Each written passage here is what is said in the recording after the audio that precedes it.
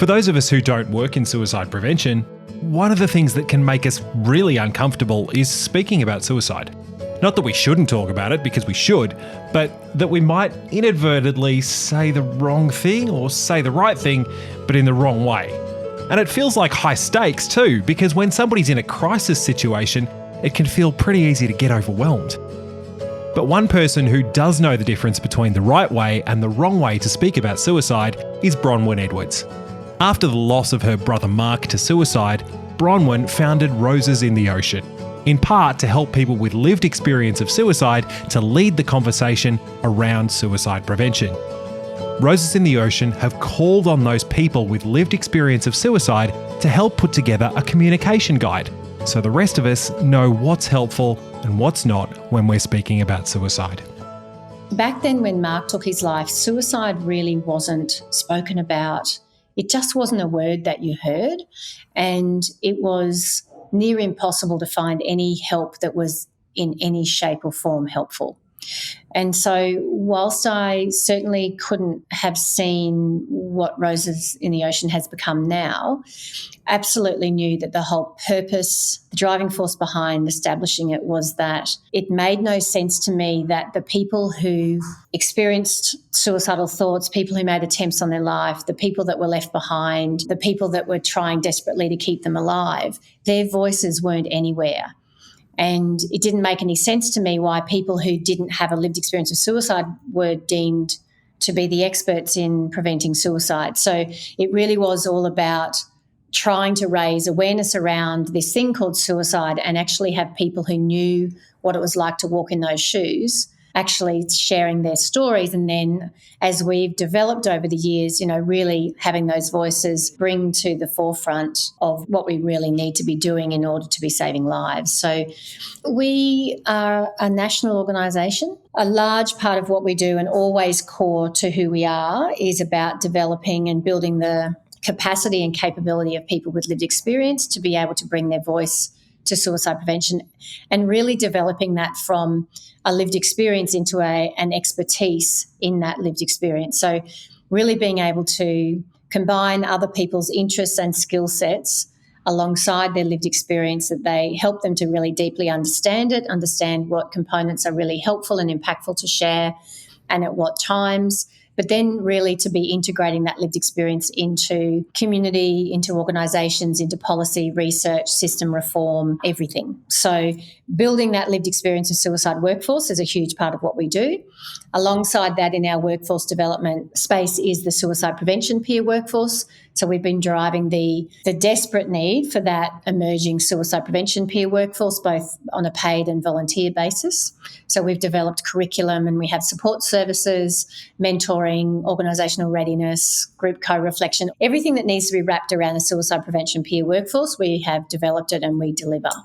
So that's one big part of our work. We also run special community workshops around gatekeeper. We prefer to call them lifekeeper training, but we're actually in community training up people who have a lived experience of suicide to then deliver that training so that it's much more cost effective for communities instead of having to fly providers out all the time. We also have a national mentoring program. We've got a lot of plans for the next 3 years in our strategic plan around developing future leaders and succession planning in the lived experience movement. I really love how often you use the words lived experience, because I think that's really important and it clearly is a passion of yours. Tell me why it's such an important core part of what you see your role as to involve people with lived experience. Well, to me, it's critical. If you want to know how to prevent suicide, you need to talk to people who've been suicidal or who've made attempts on their life. Nobody else knows. If you want to know how to support people who've been bereaved by suicide, you have to talk to people who've been bereaved by suicide. There's no point guessing about what people need. People who care for people who are suicidal, people who care for their loved ones, their family members, their friends, if you haven't been in that space, you have no concept of what that does to your own life. you need to be talking to those people. So if we are really serious about saving lives, the expertise that comes with having a lived experience of suicide has to be leading the way. And I guess it's probably appropriate then that we're talking a little bit about communication, because you mentioned about how important it is for us to open the dialogue with people with lived experience of suicide to advance the cause of suicide prevention. Tell me, and especially around the communication guidelines, how the lived experience influenced that. We know that language is incredibly powerful. It can absolutely inspire people to action. It can change cultures. It can drive the massive system reform that we need.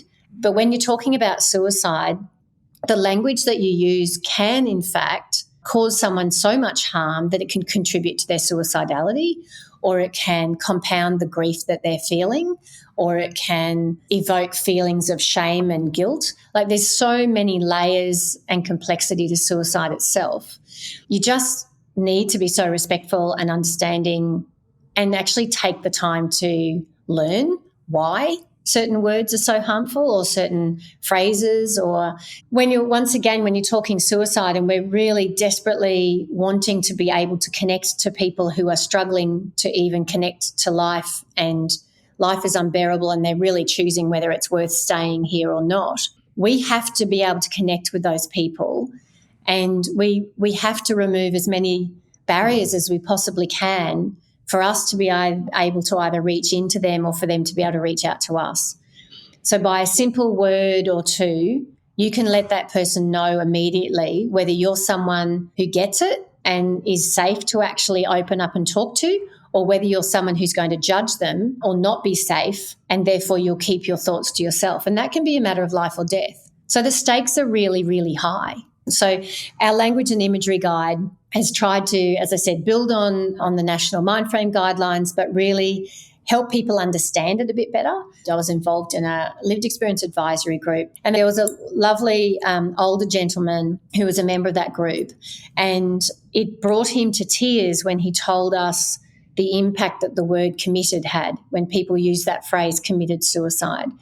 And at the time, it had never, despite having lost my brother to suicide, it had never impacted me. It didn't upset me. But when I saw the impact that it had on this man, it was then and there that I just thought, well, that's the only reason I need never to use that word again, if it has this impact on somebody. And of course, there's very good reasons not to use that word. It was associated when suicide was a crime, and it's still a crime in about 19 countries around our world, many of whose nationalities live in our own country. It used to be deemed a sin by the church, by religions. It still is by many, and there are still people in Australia who sometimes are not able to actually bury their loved ones because of the religious alliances. So it has some really stigmatising connotations to it. And that just expands out. But when people understand the reason behind something, that helps educate them and helps them make a choice. But I guess people with lived experience of suicide are able to share much more deeply around things that can be really hurtful. So there's lots of language that we just use without even thinking in everyday life that actually can refer to a method that people can use to suicide. Now, if you haven't lost someone by that method, or you haven't tried that method yourself, you won't even think about it as being problematic. And yet, if you have, that can be incredibly traumatizing, or it can bring up really strong emotions because that word is said, and all of a sudden you've got an image of your head of that occurring with yourself or with someone that you loved. So we just try and, through this guide, really highlight all those different things that people may not think about as to why it's actually really important. It's become really obvious of how stigmatizing and damaging a lot of the biomedical languages that we use, all this clinical language where people are talked about as consumers and patients and being labelled and diagnosed with everything under the sun, really not being spoken about as people, but as labels. There's things like stabilisation units, and like, who wants to be stabilised? Don't you just want to be understood and supported? And it's things like that people really, they don't sort of understand how that makes you feel. People want to be guests. They don't want to be patients. They want to be a guest of the service, where you're greeted at the door as if you were walking into a hotel or a friend's house. So simple language like that can absolutely make the difference as to whether somebody walks in that door or whether they turn around and they go and they try to stay alive on their own. And part of that guide I really encourage people to look at is also the use of imagery. It is amazing how much of the imagery that's used, even still in our sector and by our governments, is imagery that Roses in the Ocean would never, ever put out with our name to it. And so we talk about some of that as well in this guide, which I think people will find quite interesting. One in our book, for example, where there's a really large, strong hand coming down and a really weak, feeble-looking one up. Now, it looks like there's the power imbalance there straight away. It's like, okay, so if you're needing to reach out for help, you're small and weak. But if you're the rescuer, you're really big and strong. And that's just an incorrect power dynamic there. It also potentially looks like someone's falling. Not great. And the comment on this one was they can't rescue you if they don't know you need it. Ask for help to fight another day. You get a group of people with lived experience to pick that apart, and I promise you they'll pick it apart, because the language in that is just basically it's saying, well, if you're struggling, it's up to you to actually ask for help. I still can't believe how many suicide prevention strategies or official documents go out and they've got trees on the front of them. It's so obvious, right? And yet it's used all the time. Christmas cards come out from suicide prevention organisations that are inappropriate. So there's a lot that can be done, and there's been really great work done by Sane Australia and others around imagery for mental health and try to avoid the dark alley with the teenager in the hoodie with their face in their hands. This was to expand that to say, you know what, imagery in suicide and lived experience of suicide is equally important. And there's a lot of comms out there that are really inappropriate or sending a message that I'm sure they're not wanting to send. But when you view it through our lens, this is what we see with a lot of the images and a lot of the comms that is actually put out. I think, the guide is still incomplete and a work in progress, and I hope that it's always seen as a work in progress. The next steps for us, in addition to just keeping it up to date with other things that evolve over time that we hear, but we really would now like to expand this by speaking with specific at-risk population groups such as our LGBTIQA plus community, such as our culturally and linguistically diverse, our attempt survivors, Aboriginals and Torres Strait Islander. There will be specific language within those particular groups of our communities that also would be really helpful for others to have some education around. And so that's not for us to do on our own. That's for us now over the next, coming couple of years, is to actually work with other experts in their areas and in their communities and in their particular lived experiences to bring that together, and then we'll sort of add it in. And so it's, there's more to learn, and there's a lot more voices that need to be heard. I imagine that this will be something that would be updated every couple of years as well. I guess because, as I said at the very beginning, language is always evolving and must do. And we've got to be careful that people understand if they make a mistake, we're all human. It's just a matter of going, oh, sorry, I should have said this, or just learning and being open to be a learning community without judgment if someone makes a mistake. But also we are cognizant also that we mustn't sanitize the language, because we still need to be able to have conversations. So we don't want people to be scared to talk about it because they can't, in case they get the language wrong. We just want to help people get it right. One of the things that I want to try and keep in mind while we're having this discussion and doing this podcast is that quite a few people who will be listening to this who might not necessarily be a clinical person but might, say, be working on the front desk in one of these services or, something like that. And I guess for them, it must feel like such a minefield to be able to go, okay, well, there's the language I'm told to use by my employer because it's clinical language versus actually being on the front line and having somebody come in and walk into you. Do you have any advice for those people? Or because they'll be trying to navigate this, what feels like a minefield, because on one end you're scared to say something because it could have a really bad outcome for somebody, but on the other hand you've got your job to do. So what would you say to them? I'd say to them, give their managers the guide and suggest that they come and chat to us, because we also go into workplaces and actually provide training around all of this stuff.